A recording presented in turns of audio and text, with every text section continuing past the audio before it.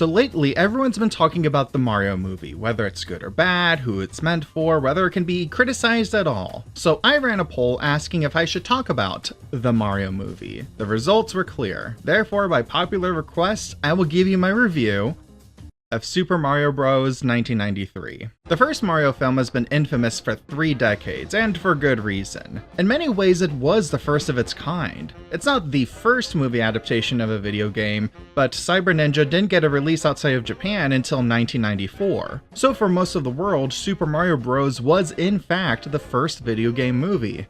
And boy oh boy, did it make an impression.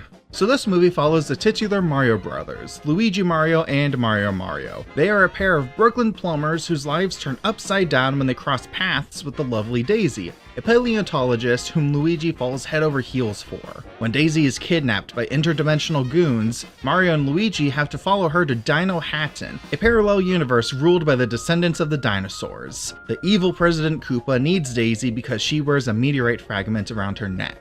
If reunited with the meteorite that supposedly killed the dinosaurs, then their universes will merge and Koopa can freely conquer the human world. So it's up to Mario and Luigi to save both worlds from the tyrant's grasp. Now, I have to be honest, I'm not the biggest Mario fan in the world. Not to say I dislike the franchise, I like the little guy just fine. I just haven't played most of his games because, well, I didn't grow up with Nintendo consoles. You want to know the last Mario game I played? Super Mario Land 2 6 Golden Coins for the Game Boy Color. So I need you to keep that in mind when I say that I kind of loved this movie. Now don't get me wrong, Super Mario Bros. Is a hot mess, and that's being generous. This movie is awkward. It is nonsensical. It is inappropriate. Its action is stilted and stiff.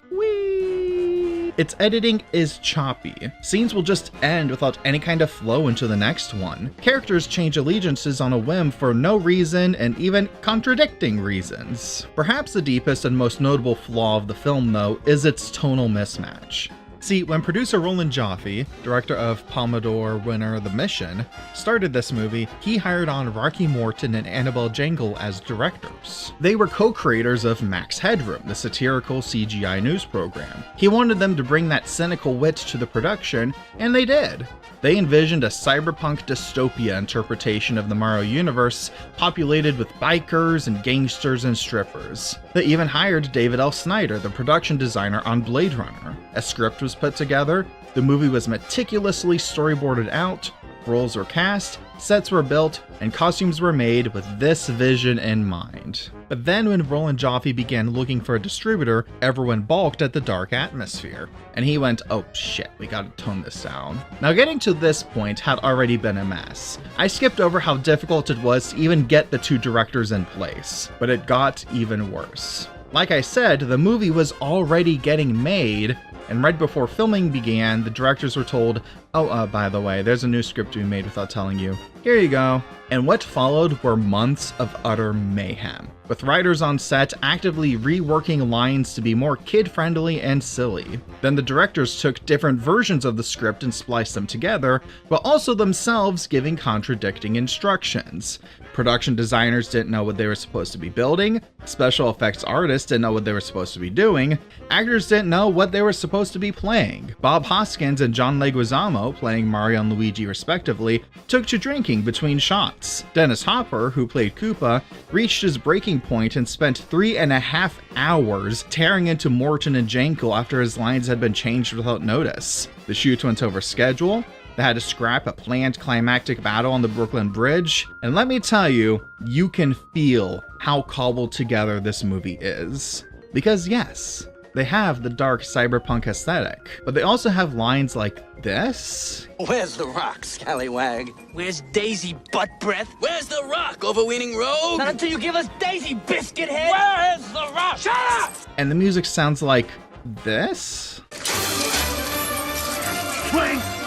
Keep swinging! I'm This is a movie that features violent political intrigue in the highest halls of power, and also a goofy snow toboggan tube chase. It's a movie where the cute, lovable Yoshi is stabbed and bleeds, and also a movie where people make jokes about watching others die horrifically. Man, she sure makes an impression. Yeah, I stole that joke for earlier in the video, what are you gonna do about it? The movie definitely feels it was made by a lot of people going in different directions, all with their own competing visions for the final product. But at the same time, it's also part of what I ended up loving about the movie.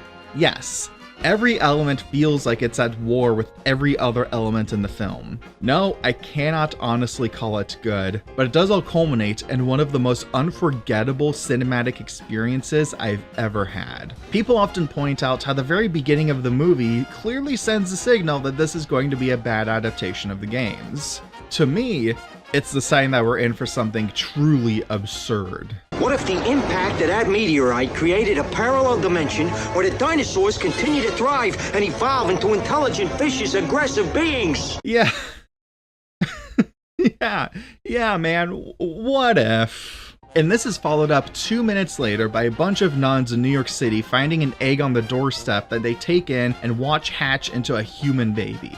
That's the thing. Super Mario Bros. Is committed to delivering nonsensical imagery at every turn. Every 5 minutes, this movie will just show you the new most insane thing you've ever seen in your life. I want you to meet my father. Dad. See, to me, the worst thing a movie can be isn't messy or incoherent. The worst thing a movie can be is boring. And this movie is not boring. Anytime I thought, it is kind of starting to drag a bit, it immediately threw itself into another absurdity. If you are willing to surrender yourself to the madness, you will have an amazing time. And that's not even getting into all the stuff I do unironically find good here. Yes, it was perhaps not the best idea to make Mario into a cyberpunk dystopia, but for what it's worth, the production crew actually did a really good job bringing it to life. These are some very impressive sets. Dino Hatton does have a very unique, slimy atmosphere. It feels like an overcrowded and rotting urban environment. The visual effects for 1993 are honestly pretty solid. Look at Yoshi here. Yes, that's supposed to be Yoshi. That's a good effect. This was the first production to use Autodesk Flame, which is software still in use today. Sadly, this movie came out 2 weeks before Jurassic Park, which, yeah, Super Mario Bros. Dinosaur effects are not as good as Jurassic Park's. So that stole a lot of the thunder. But I think this is still impressive work. Though while we are on the topic, one of my legitimate criticisms is that I wish the people in the dinosaur world actually looked like dinosaurs. Everyone you see on the screen right now, they're all dinosaurs according to the lore of the movie, but we couldn't have a little bit of makeup to make them seem more reptilian or something? It's the one area where I feel the movie holds back too much in its absurdity. Dennis Hopper might have hated his time on set, but he still does his damnedest to sell his lines. If you do not return with the plumbers and the rock, I shall personally kill you.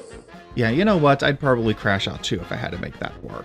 Bob Hoskins might have been downing whiskey between takes, but I actually like his portrayal of Mario. He's got a gruff New York feel to him, and I like that he's a reluctant hero. He's just trying to navigate through this shit. I also like that the movie makes use of the fact he and Luigi are plumbers. At a certain point, they sneak into Koopa's tower and they decide to sabotage the pipes in order to freeze out the dinosaurs. Mario uses his plumbing tools during the toboggan scene to trip up their pursuers. This is something that even the games don't seem to utilize, at least from what I've seen watching other people play. There are little nuggets of actually good stuff in this movie, and combined with the amount of ironic enjoyment I get from it, I end up with an actual unironic enjoyment of it. And I find it kind of hilarious that this movie is considered anathema to Mario fans, and that the 2023 Mario movie is considered the good one. Yeah, you know what?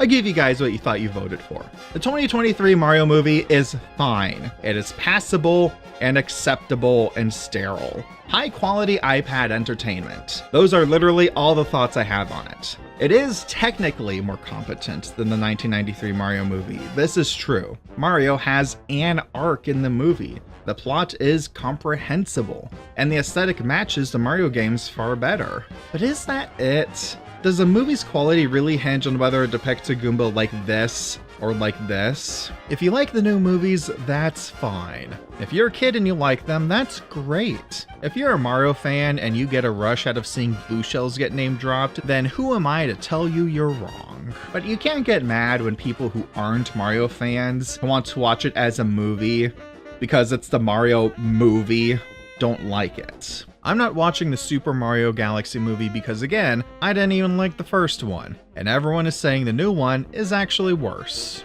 And besides, I already have the only Mario movie I need. Super Mario Bros. Made me laugh more by accident than most comedies make me laugh on purpose. It brought exponentially greater joy into my life than its modern counterpart. And truth be told, that's the only thing I care about. I would rather behold a glorious cinematic disaster than a middling movie for children. I'm just disappointed that its sequel bait ending went nowhere. Hashtag restore the Morton Jankel verse. Okay, bye-bye.